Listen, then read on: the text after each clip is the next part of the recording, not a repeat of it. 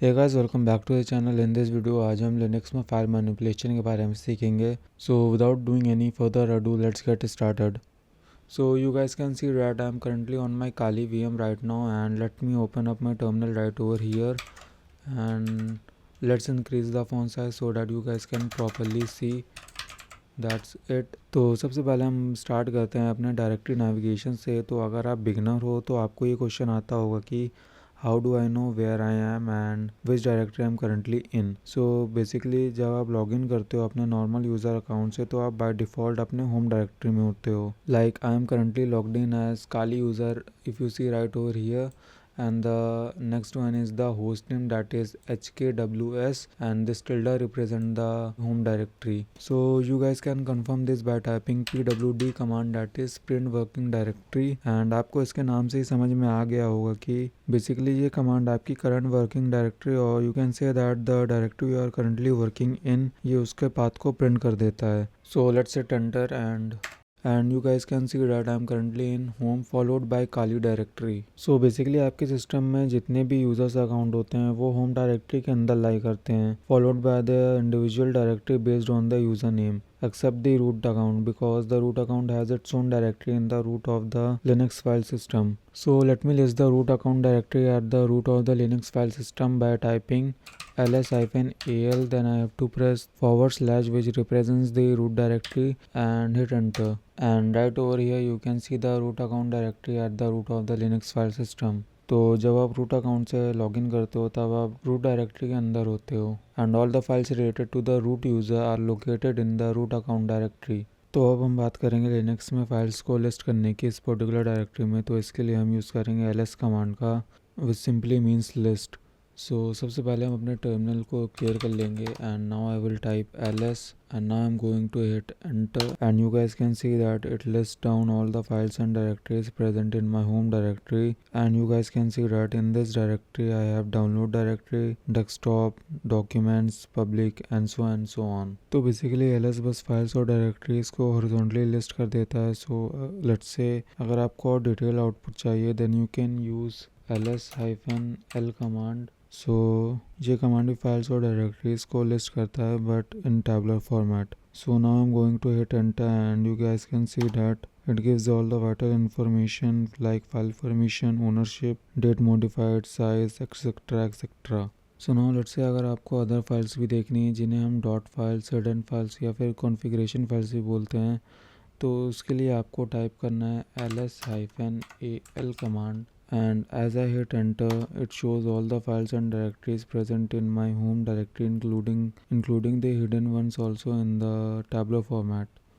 तो सबसे पहले हम अपने टर्मिनल को क्लियर कर लेते हैं, and now let's talk about other arguments we can use with ls. So let's say if I want to list the files and directories in more user friendly or more human readable format, so for that I can type ls-lh command, and if I hit enter you guys can see that it is now much more easier and much more understandable for the user. and अगर इस command का context चाहिए तो ये simply human readable file size को display करता है, and अगर इस कमांड को अपने पहले वाले कमांड से कंपेयर करें, for example if I type ls-l command, and you guys can see that files का साइज़ जो है वो बाइट्स में है, एंड अगर हम ls-lh कमांड का यूज़ करें तो हमें फाइल साइज़ kb में शो होगा, and h in ls-lh command represents the human readable format, and it is much easier for the user to read and understand as I told earlier. So now let's talk about directory navigation. तो आप लोग देख सकते हो कि अभी हम अपनी होम डायरेक्टरी में हैं, as you can see. So let's say अगर हमें अपनी डायरेक्टरी को चेंज करनी है, फॉर एग्जांपल अभी हम अपने होम डायरेक्टरी में हैं एंड अब हमें डाउनलोड्स डायरेक्टरी में जाना है, तो उसके लिए हम यूज़ करेंगे cd कमांड का।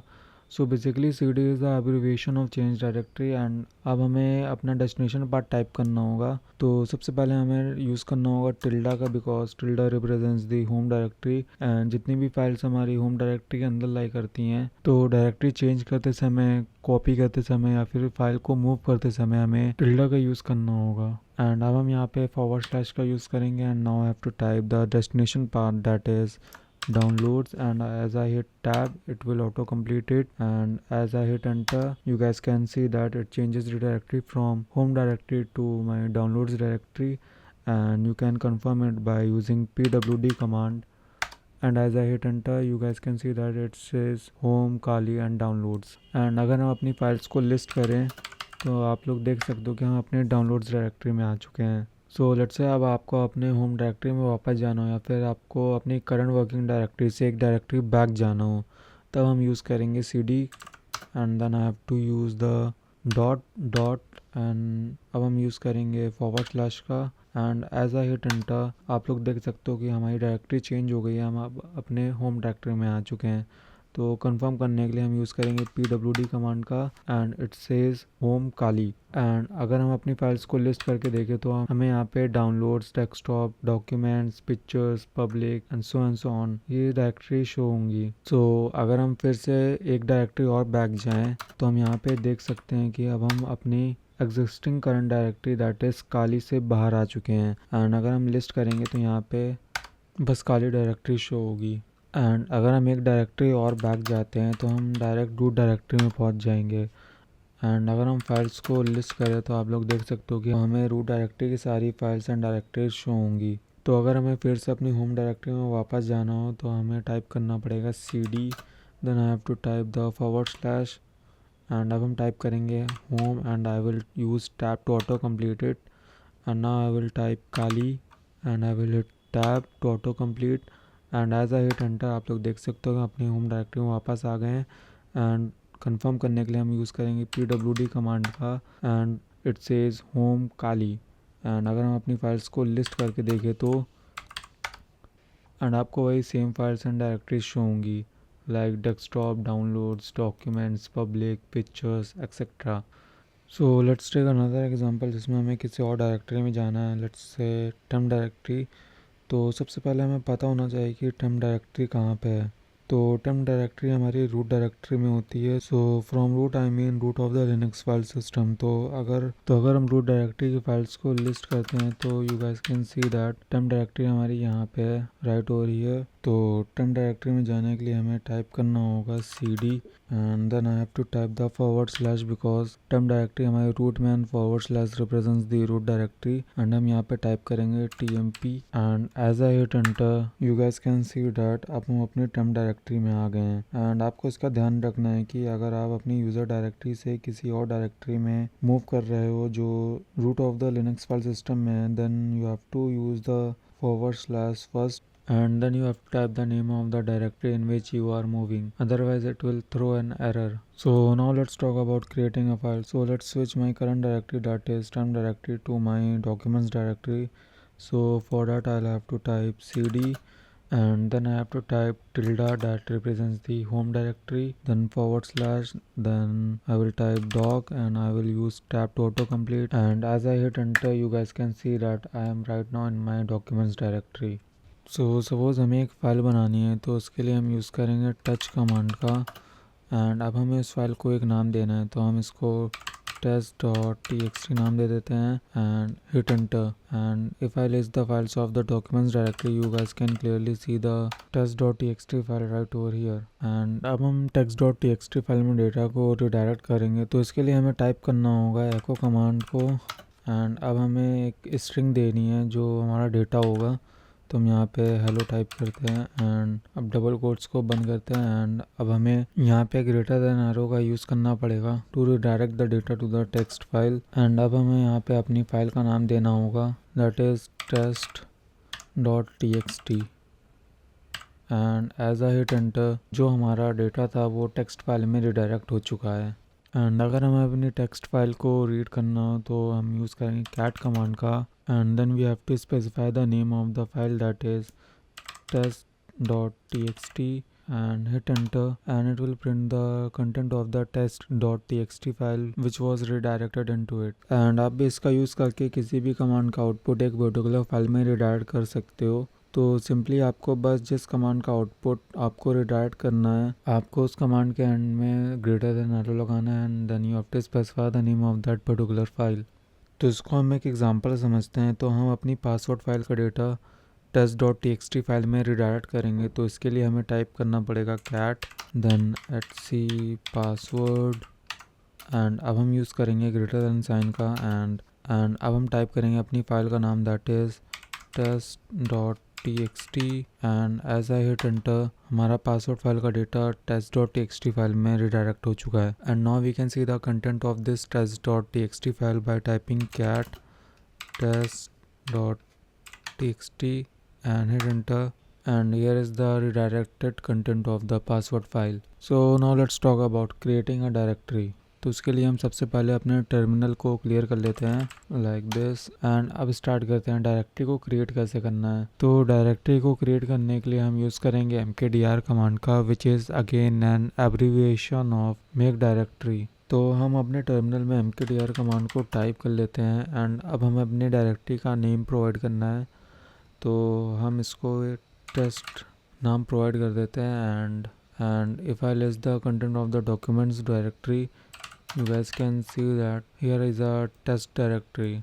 एंड अगर हमें अपनी डायरेक्टरी में किसी फाइल को मूव करना है तो हम यूज़ करेंगे mv कमांड का, that is again an abbreviation of move. So to move a particular file into a test directory, I'll have to specify the name right over here.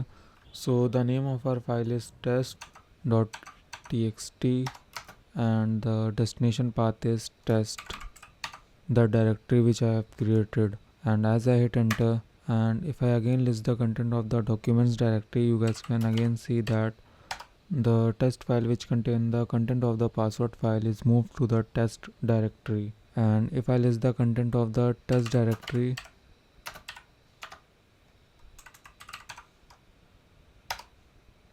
you can see that right over here, here is a test file।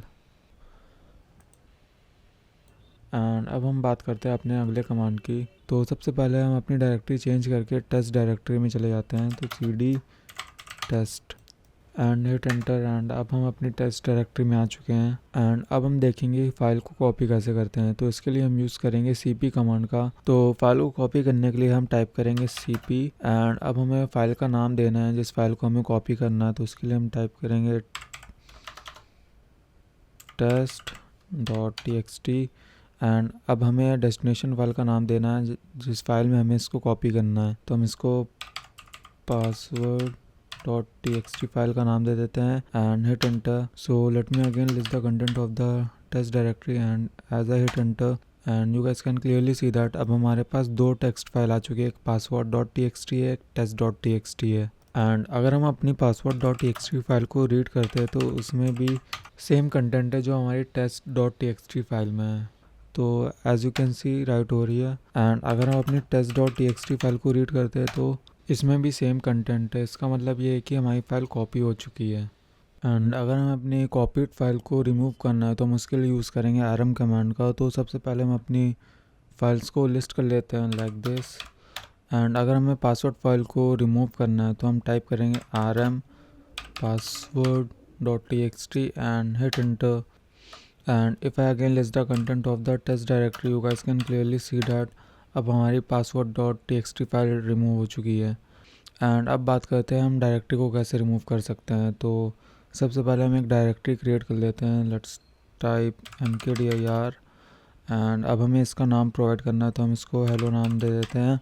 And if I list the content of the file and you guys can see that हमारी hello directory create हो चुकी है। And अगर हमें इस directory को remove करना है तो इसके लिए हम यूज़ करेंगे rm कमांड का। And it's a recursive process, तो हमें यहाँ पे -r स्पेसिफाई करना पड़ेगा and then I have to type the name of the directory which I want to remove. The name is hello and if I hit enter अब ये directory delete हो चुकी है। And if I list the content of the file you guys can see that and अब हमारी hello directory delete हो चुकी है।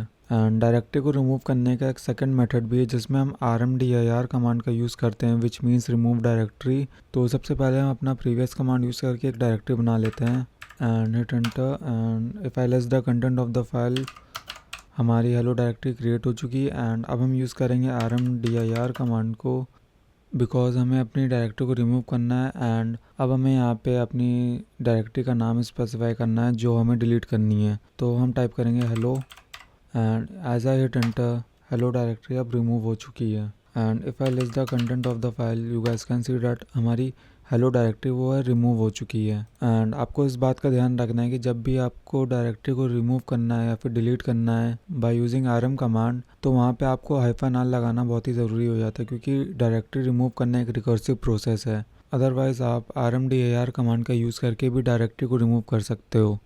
एंड अब हम देखेंगे कि फाइल्स एंड डायरेक्टरीज को कैसे मूव कर सकते हैं एक दूसरी डायरेक्टरी में। तो सबसे पहले हम अपनी test.txt फाइल का एक कॉपी बना लेते हैं। तो हम टाइप करेंगे cp and now I have to specify the test.txt file and अब हमें जिस फाइल में इसको कॉपी करना है उस फाइल का नाम टाइप करना है। तो हम टाइप करेंगे copy.txt and hit enter and if I list the content of the file, you guys can see that हमारे पास दो फाइल क्रिएट हो चुकी है, एक copy.txt है एंड एक test.txt है। एंड अब हमें एक डायरेक्टरी बनानी है, तो हम इसके लिए यूज़ करेंगे mkdir कमांड का।